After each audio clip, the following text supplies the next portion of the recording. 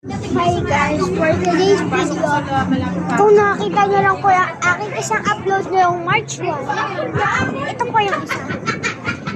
Diba sabi ko first time lang sa Sanggyu.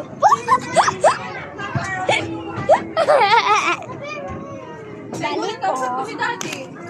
Sorry po kung di ko po natuloy yung pangalan. Si Maddie yan.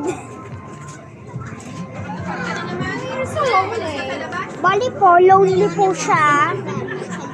Oo, sa pantade. Ako din doon po. Yung SM.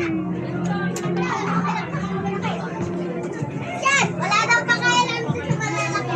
Bali po, parang babagulong po ako. May nagsasabi, anong problema? Then daw po sa...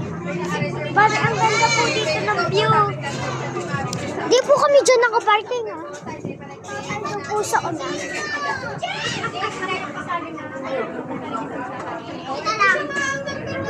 Bali pa, di ko po sa inyo napakilala yung kapatid ni Prince Lois. Bully po yun. Lagi niya po ako binubuli. Diba?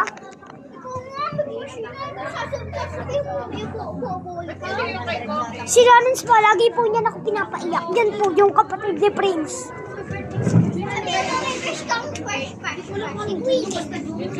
Ha? Sorry po, wala po kayo napakinig. Kung napapanood niyo po nito ni ni Queenie. Ang pinapangalan niya doon sa kanyang cutie pie.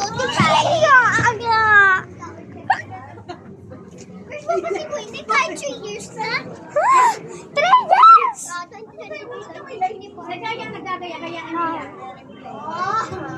Dati po yun ng 2023.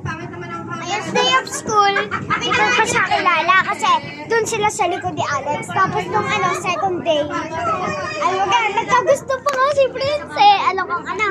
Dati kasi 2020, 2 years daw siya. 2 years daw may crush daw yan sa kanyang crush niya. Tapos may video siyang crush niya. Sabi niya, pangalan niya ay Cutie Pie.